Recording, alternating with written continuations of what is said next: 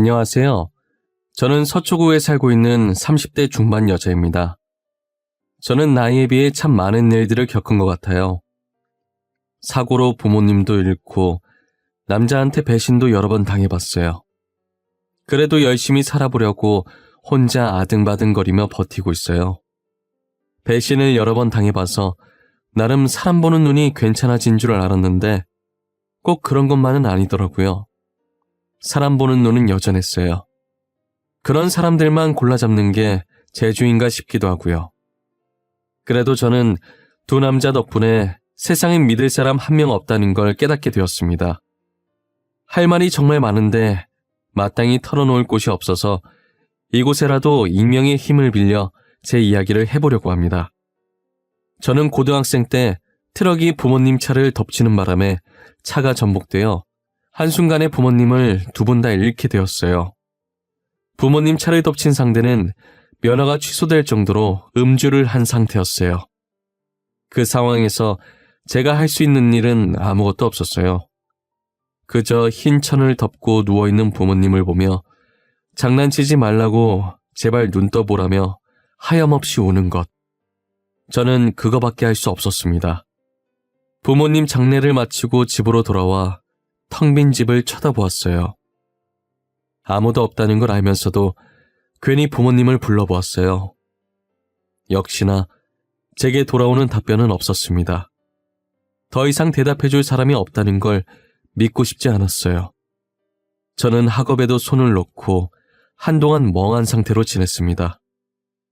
선생님은 그런 저를 보며 안타깝다는 표정을 하고 계셨어요.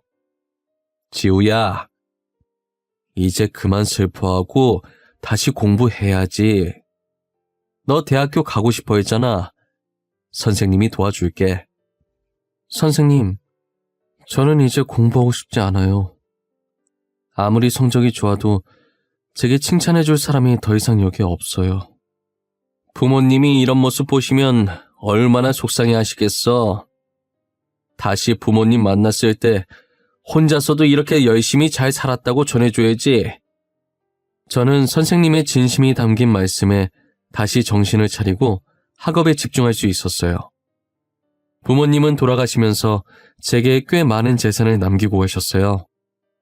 그래서 남들이 아르바이트 할 때 저는 힘들지 않게 대학까지 무사히 졸업할 수 있었어요. 가만히 있으면 잡생각만 날 것 같아서 졸업하고 곧바로 취업 준비에 들어갔어요. 다행히 제 성적이 좋았어서 꽤나 높은 연봉을 주는 곳에 단번에 취직했습니다. 아르바이트를 해본 경험이 없어서 그런지 회사 다니면서 상사한테 욕도 많이 먹고 분위기 자체도 되게 삭막했어요. 한 번은 동기들이 시기 질투를 하면서 뒤에서 제 험담을 하는 것도 여러 번 들었고요. 저는 회사 분위기에 적응을 못하고 혼자 다니게 되었어요. 너무 힘들어서 그만둘까 생각하고 있었는데 대리님이 나타나서 이것저것 도와주시더라고요. 지우씨, 표정이 왜 그래요? 일이 잘 안 풀려요? 아니면 부장님한테 혼났나? 아니에요. 그냥 제 자신이 왜 이러나 싶어서요. 이런 일도 제대로 못하는데 앞으로 어떻게 해야 하나 싶고. 난 또 뭐라고? 원래 입사 초반엔 다 힘들죠.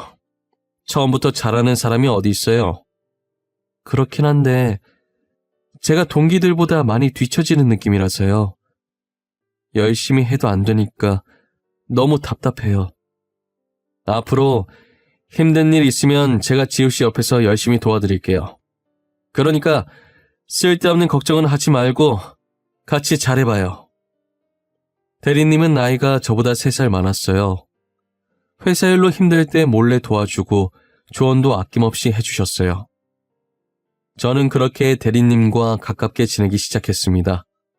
대리님이 회사 생활로 힘들어하던 제게 먼저 손을 내밀어주고 자기 일처럼 도와주니까 자연스럽게 개인적인 감정으로 점점 마음이 가는 게 아니겠어요.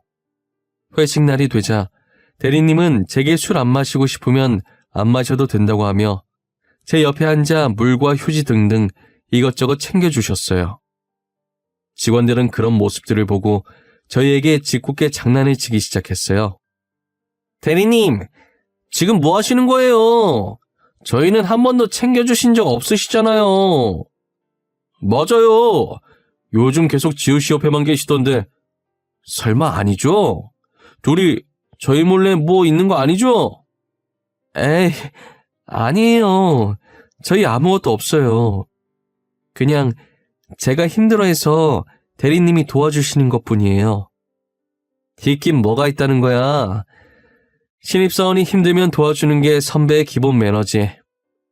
너네도 나를 좀 보고 배워.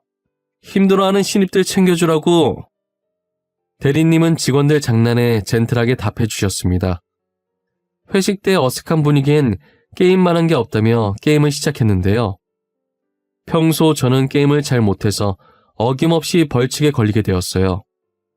제가 술을 마시려고 술잔을 드는데 대리님이 잔을 뺏어 들고 흑기사를 자청했어요. 직원들은 그 모습을 보고 환호를 보내며 소원을 들어줘야 한다고 난리였습니다. 지금 당장 소원이 없는데 이거 혹시 나중에 쓰면 안 되는 건가요? 에이, 대리님 안 돼요. 그 소원권은 오늘 하루 동안만 유효한 거라고요. 지금 빨리 쓰셔야 돼요. 오늘이 지나면 못 써요. 오늘 안에만 쓰면 되는 거죠? 12시 전까지만 쓰면 되는 거잖아. 근데 꼭 이 자리에서 써야 하는 거예요? 밖에서 따로 쓰면 안 되나? 대리님 말에 직원들이 어디서 쓰려고 하냐고 또 한바탕 난리가 났어요. 집 가는 길이 대리님과 제가 같은 방향이라 둘이서 길을 걷고 있었어요. 대리님은 아무 말 없이 걷고 있다가 대뜸 시계를 보더니 아직 12시가 안 지났다며 지금 소원권 써도 되는지 물어봤어요. 제가 그러라고 하자 질문 2개만 하겠다고 하시더라고요. 지우씨, 지금 만나는 사람 있어요? 아니요, 없어요. 혹시 괜찮으면 저랑 만나보실래요? 뭐예요? 설마 대리님 이거 고백이에요? 지금 저한테 고백하신 거 맞아요? 네. 지우씨만 보면 신경 쓰이고 챙겨주고 싶고 그렇더라고요. 그냥 동료라서 그런 건가 했는데 아니었어요. 저 지우씨 진짜 좋아해요. 그렇게 대리님과 저는 좋은 감정으로 만나게 되었어요. 근데 문제는 먼저 남친이 제게 비밀 연애를 하자고 제안하면서부터 시작되었어요. 저도 괜히 회사에 사내 연애한다고 알렸다가 긁어부스럼 만들기 싫어서 알겠다고 했어요. 그렇게 저희의 아슬아슬한 비밀 연애가 시작되었습니다. 사귀는 동안 남친은 돌아가신 저희 부모님의 빈자리를 열심히 메꿔주려고 노력하셨어요. 1년 가까이 연애를 하면서 한결같은 남친의 모습에 당연히 전 더욱 좋아졌고요. 저희는 얼마 지나지 않아 결혼 얘기까지 오가게 되었습니다. 오빠, 우리 이제 나이도 있고 만난 지도 꽤 됐잖아. 그래서 말인데 혹시 나랑 결혼할 생각은 없어? 결혼? 나야 당연히 결혼하고 싶지. 너같이 나한테 잘해주는 여자가 어디 있어? 무슨 소리야. 오빠가 훨씬 더 나한테 잘해주지. 우리 부모님 빈자리도 다 오빠가 채워주고. 그건 당연히 해야 하는 거지. 근데 지우야, 난 너랑 결혼하는 것도 좋은데 동거부터 시작하는 게 좋지 않겠어? 왜? 오빠네 부모님이 나 싫어하셔? 결혼하지 말래? 그런 건 아닌데 연애할 때 죽고 못 살던 사람들도 살아온 환경이 달라서 결국 다시 갈라산 경우들이 많더라고. 그런가? 오빠가 나보다 더 생각이 깊네. 그럼 결혼은 나중에 하고 동거부터 시작하는 걸로 해. 그렇게 저희는 동거 먼저 해보기로 결정했습니다. 남친이 어느 정도 돈을 모아두긴 했지만 집을 살 정도는 아니었어요.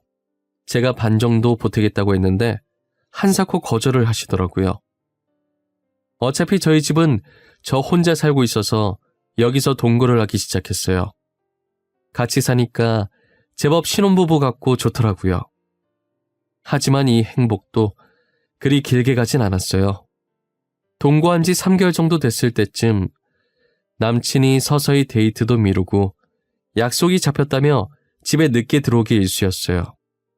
지우야, 오늘 회사 사람들이랑 의논할 게 있어서 내가 조금 늦을 것 같아. 우리 데이트는 오늘 말고 내일 하는 게 어떨까? 중요한 거야? 중요한 거면 어쩔 수 없지. 회사 일이 먼저니까 내가 양보해야지. 진짜 미안해. 집에 들어갈 때 맛있는 거 사갈게. 혼자서 먼저 저녁 먹고 있어. 알겠지? 처음엔 저도 한두 번은 믿어줬어요. 하지만 날이 갈수록 집에 들어오지 않는 횟수가 많아지더라고요. 이젠 일주일에 한 번 볼까 말까 하는 수준까지 됐었어요.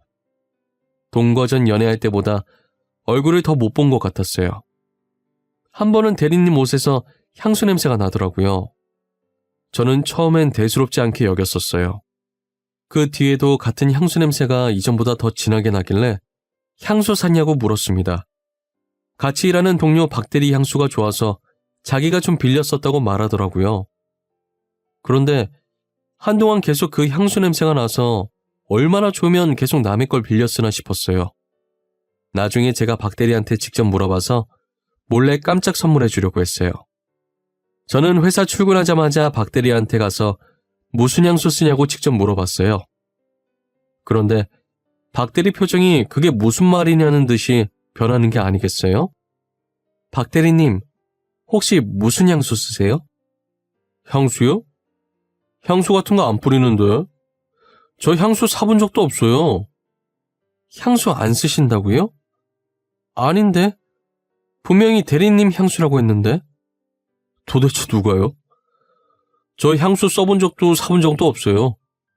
지우 씨가 잘못 들으신 것 같은데. 분명 남친은 박대리 향수라고 했는데 저는 지금 이게 무슨 상황인가 싶었습니다. 남친이 왜 거짓말을 했을까 하는 의문에 집에 가서 물어봐야겠다고 생각했어요.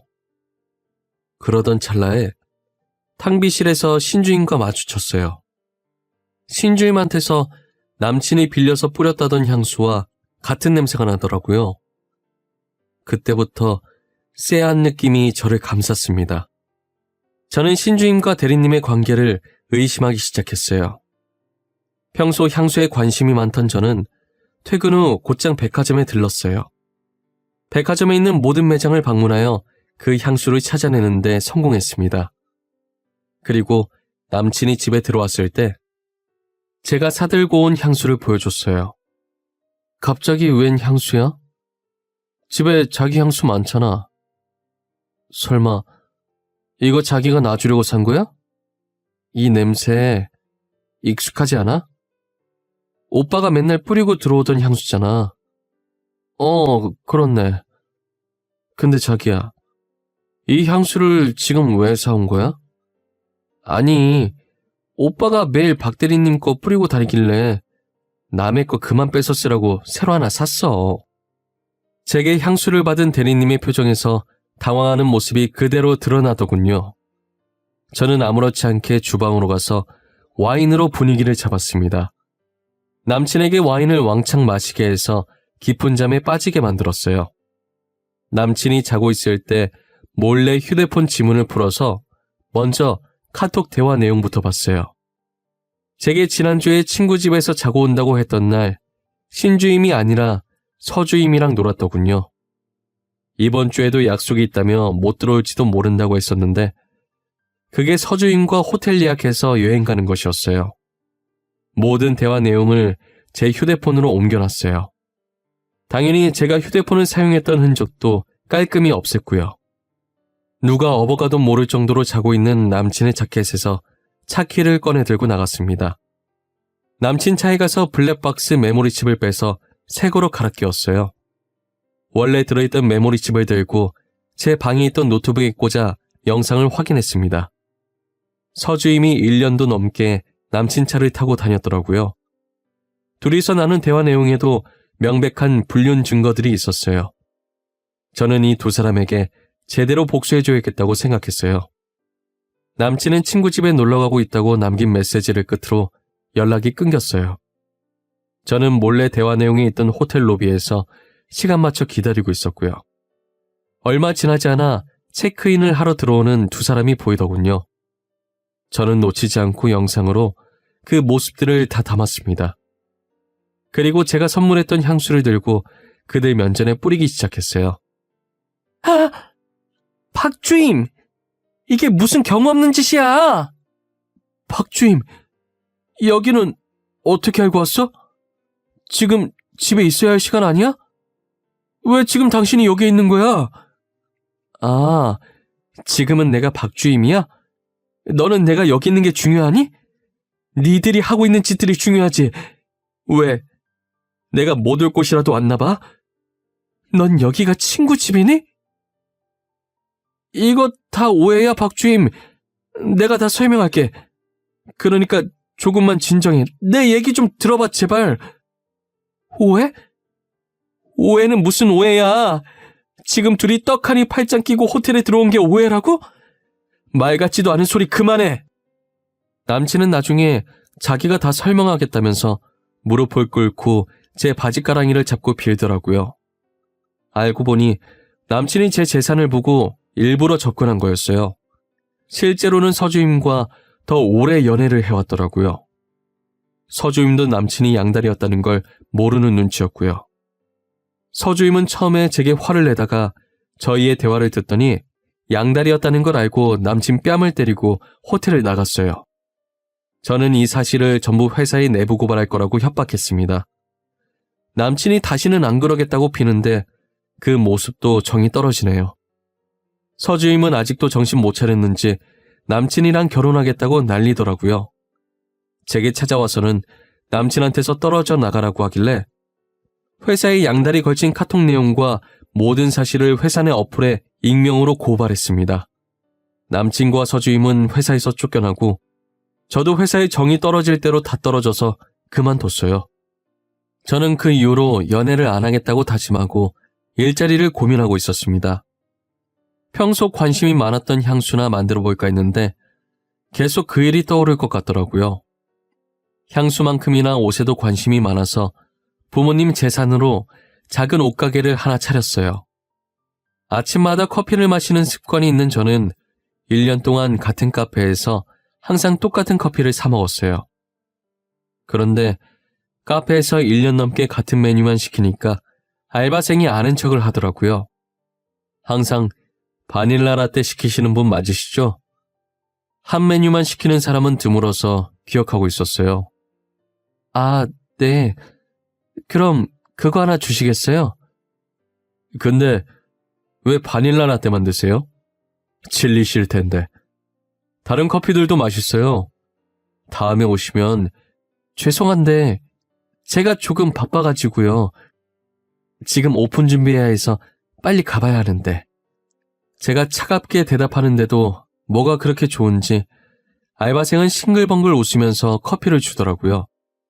처음엔 그런 알바생이 많이 부담스러웠습니다. 그러다 어리게 생긴 알바생이 쪽지로 저를 계속 지켜봤었다며 고백하는 게 아니겠어요?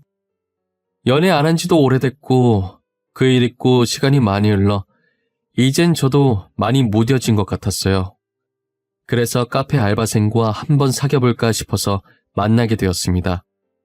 알바생인 줄만 알았던 남자가 알고 보니 저보다 나이가 많은 개인 카페 사장님이더라고요. 30살이 넘어가던 차에 둘 다 안정적으로 벌면서 연애하니 다시금 결혼이 하고 싶어졌어요. 지우야, 이제 너도 곧 30살이고 우리 조금이라도 젊을 때 결혼하는 게 어때? 결혼해서 아이 생기기 전에 둘이서 놀러 다니면서 추억도 좀 쌓고. 오빠, 나는 솔직히 오빠랑 당장 결혼하고 싶어. 그런데 오빠가 아직 모르는 게 있어. 뭔데? 내가 아직 모르는 것도 있었어? 사실 이걸 말할까 말까 수도 없이 고민했었는데 사실 전 남친이 양다리 걸쳐서 들켰었어. 난 오빠를 정말 믿고 싶지만 나한텐 아직 상처라서 쉽게 결정 못하겠어.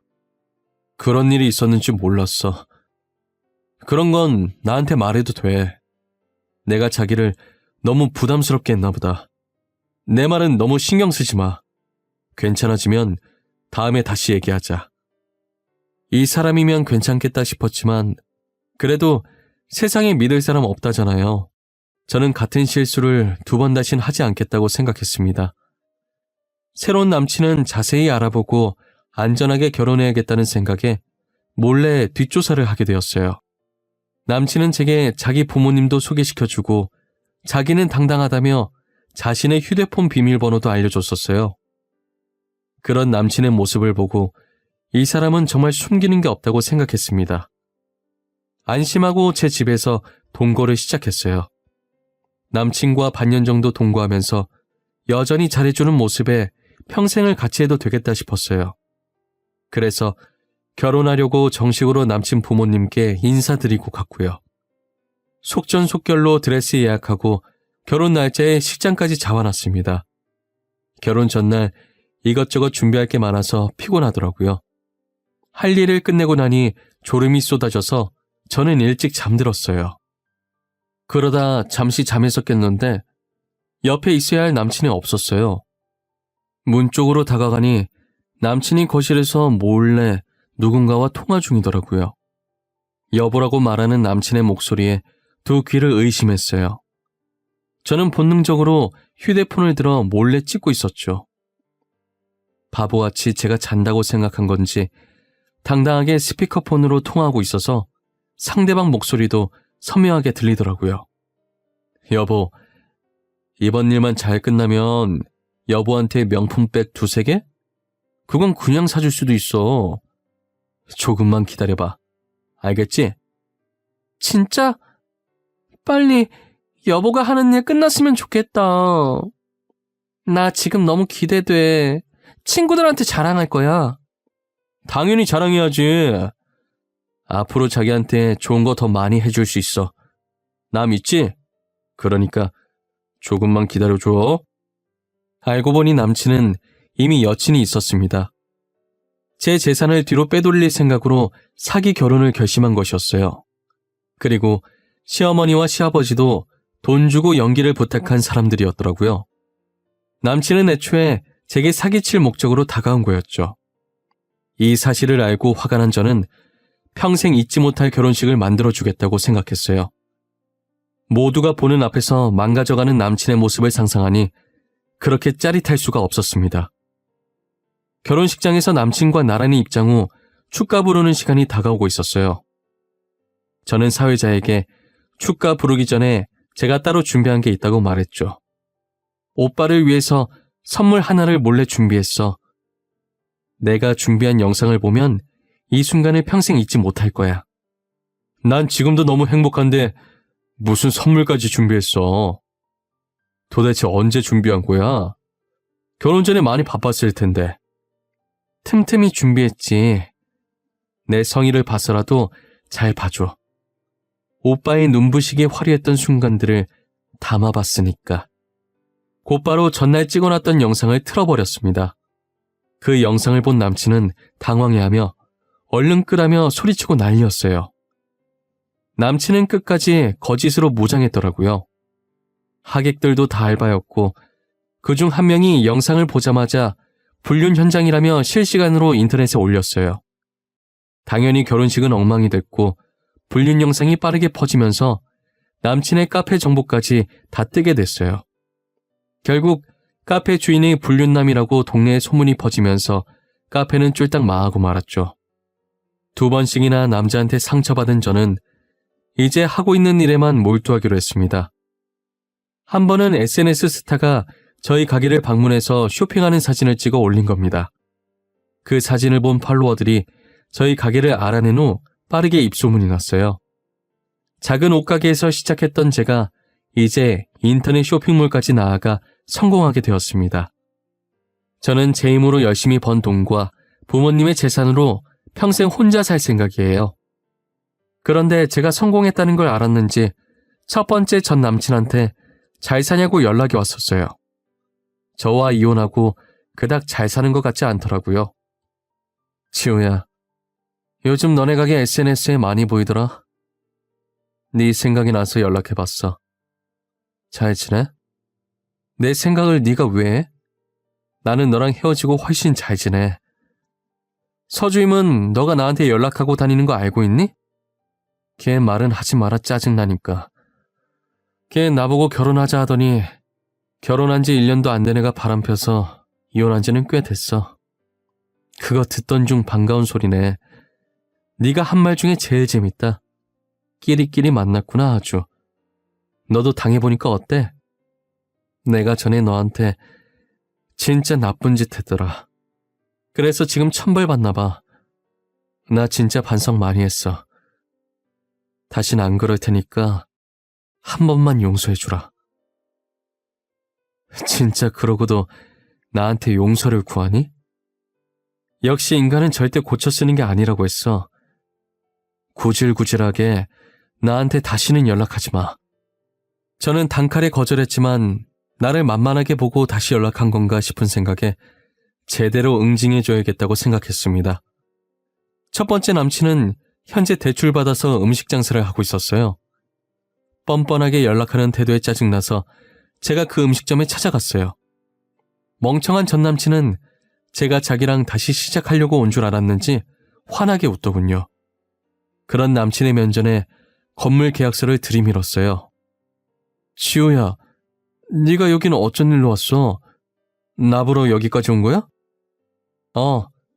너 보러 온 거야. 이거 뭔지 알지? 여기 건물 계약서야. 방금 내가 이 건물 샀거든. 너가 이 건물을 샀다고? 나를 위해서 샀구나. 월세 많이 나가는 건 어떻게 알고. 너 원래 이렇게 눈치가 없었니? 너 내가 만만했나 보다. 그러고 다시 연락하는 거 보니까. 네가 날 하도 만만하게 보길래 건물주가 월세 좀 올리러 왔어. 지금 주고 있는 것보다 2배 더 올릴 거야. 감당 못하겠으면 음식점 빼던가. 원래 인기도 없었던 식당이었는지 가게는 쫄딱 망하고 어떻게든 살아보려고 사채까지 쓰고는 파산해버렸어요. 전 남친은 다시 제게 찾아와 앞으로 평생 아는 척 안 할 테니 제발 살려만 달라고 손이 발이 되도록 빌더라고요. 지우야, 내가 미안해. 다 내가 잘못했어. 내가 어떻게 하면 될까? 너한테 어쩌면 좋겠어? 간단해. 그냥 내 눈앞에서 사라져주면 돼. 머리카락 한 올도 보이지 말고 그대로 사라져. 내가 사라져줄게. 앞으로 평생 아는 척 안 할게. 그러니까 제발 한 번만 살려주면 안 될까? 누가 보면 내가 너 죽이는 줄 알겠다. 너 이런 식으로라도 계속 내 앞에 보이면 더 심하게 괴롭혀줄 테니까 나가. 전 남친은 연신 미안하다고 앞으로 찾아올 일 없을 거라며 도망가 버렸습니다. 2명의 남친 모두 제 재산만 보고 만난 게 억울했지만 이렇게라도 돈으로 복수할 수 있으니 정말 다행입니다. 눈에는 눈, 이에는 이라고 하잖아요. 돈에는 똑같이 돈으로 응징을 해줘야 하는 것 같습니다. 앞으로 연애를 할 수 있을지 모르겠지만 혹시라도 다음에 연애를 하게 된다면 명품 선물도 하지 않고 아예 돈 없는 척 해야겠다고 생각했어요. 무너져가는 집이라도 하나 사서 못 사는 척 연기해야 하나 싶습니다. 여러분들은 아무리 좋아하는 사람이라도 모든 걸 내보이지 마세요. 저처럼 약점이 될 수도 있답니다. 제 이야기는 여기까지예요. 지금까지 들어주셔서 감사합니다.